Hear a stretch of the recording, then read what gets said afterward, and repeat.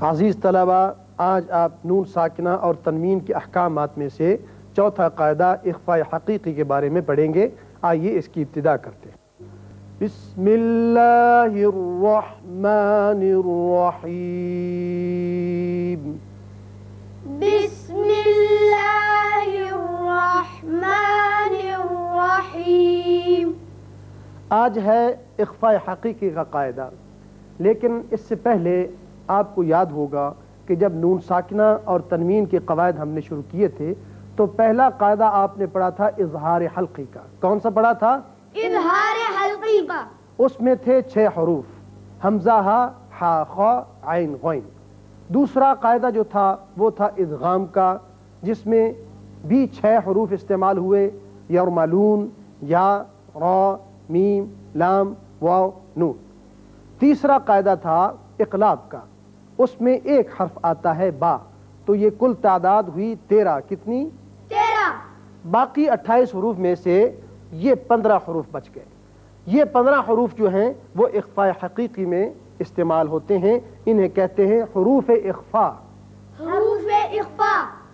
اب یہ 15 جب آئیں گے نون ساکن یا تنوین کے بعد تو یہاں آواز نکلے گی اخفاء کی، اور وہ کیسے نکلتی ہے کہ غنے کی مانند۔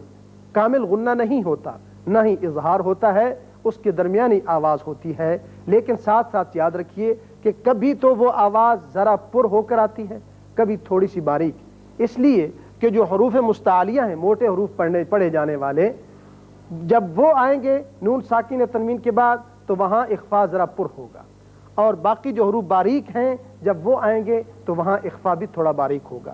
حروف مستعلیہ میں سے یہاں 5 ہیں، ایک صاد ہے، قاف ہے، طا ہے، ضاد ہے اور ظا ہے، یہ 5 ہے۔ باقی 2 آپ حروف اظہار میں پڑھ چکے ہیں۔ باقی جتنے یہ ہیں یہ جب آئیں گے تو آواز ذرا سی پتلی ہوگی۔ اب یہ حروف اخفاء 15 کون کون سے ہیں؟ صاد، صاد، ذال، ذال، فا، فا، کاف، کاف، جیم، جیم، شین، شین، قاف، قاف، سین، سین، دال، دال، طا، طا، زا، زا، فا، فا، تا، تا، ضاد، ضاد، ظا۔ وا۔ اب آپ ان کی مثالیں دیکھ لیں، نون ساکن کی مثالیں ایک کلمے میں، ایک کلمے بھی آتی ہیں نون ساکن کی مثالیں، 2 کلموں میں بھی ہوتی ہیں، اور تنوین کی ہمیشہ ہی 2 کلمے میں ہوتی ہیں۔ یہاں آپ کو ان تمام 15 حروف کی مثالیں ایک کلمے میں سمجھا دی جائیں گی، لیکن باقی جو ہے 2 کلموں میں اور تنوین میں اس کی مثالیں تو ساری یہاں نہیں بتائی جائیں گی، لیکن آوازیں وہی ہوں گی جو یہاں نکلیں گی۔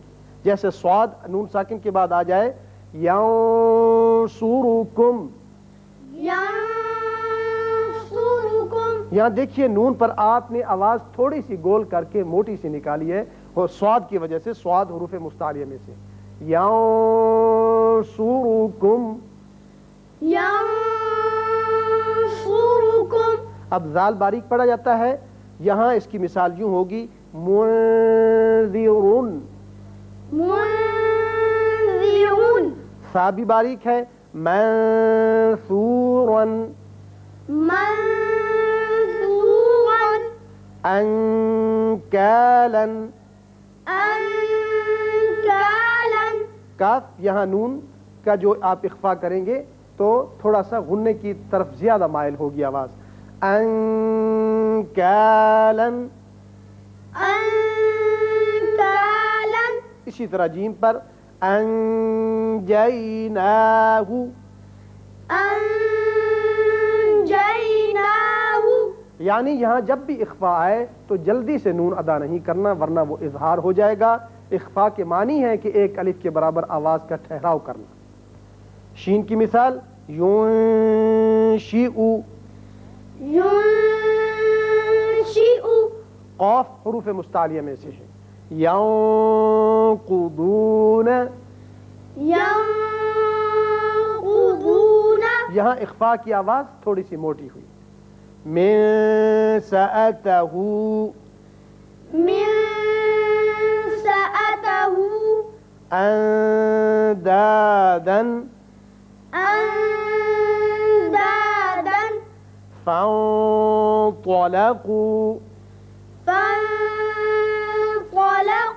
اب دیکھیے یہاں ان تھا، یہاں فاؤں تھوڑی سی آواز پر ہو کر نکلی تو کی وجہ سے، جو کہ موٹا پڑا جاتا ہے. فانطلقوا، فانطلقوا زا کی مثال منزلا، منزلا فا کی مثال فانفروا. فانفروا یہاں نون ساکن کے بعد جب فا آ جائے تو یاد رکھیے جب اس کو ادا کریں تو ایک دانت اوپر والا تھوڑا سا نچلے ہونٹ کے ساتھ لگے گا. فانفروا، فانفروا آپ دوبارہ توجہ کے ساتھ میرے چہرے پر غور کیجئے. فانفروا، فانفروا شاباش. تا باریک پڑا جاتا ہے. منتہون، منتہون یہاں ضاد اور ضا یہ دونوں حروف مستعلیہ میں سے ہیں جو پر پڑے جاتے ہیں. یہاں اخفا بھی تھوڑا سا پر ہوگا. موضود، منضود ينظرون، ينظرون ينظرون. ينظرون یہ تھی مثالیں نون ساکن کی ایک کلمے میں کہ جب بھی حروف اخفا میں سے ان 15 میں سے ان نون ساکن کے بعد کوئی بھی آ جائے تو وہاں آواز ناک کے بانسے سے ایک الف کے برابر ٹھہر کر نکلے گی. اب اس کی مثالیں نون ساکن کی 2 کلموں میں بھی ہیں. مثلا جیسے من شکر، یہاں دیکھیے یہ شین ہے. اب من ایک کلمہ ہے، شکر دوسرا کلمہ ہے، لہٰذا یہاں نون پر اسی طرح اخفا ہوگا جیسے یہاں آپ نے ینصرکم پر کیا تھا. تو ہم پڑھیں گے من شکر، من شکر اور تنوین کی مثال ہمیشہ 2 کلموں میں آتی ہے.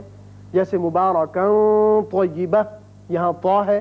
اب مبارکن ہے، تنوین ہے اوپر، ایک کلمہ ہے، دوسرا طیبہ ہے، لہذا یہاں اسی طرح اخفا کریں گے.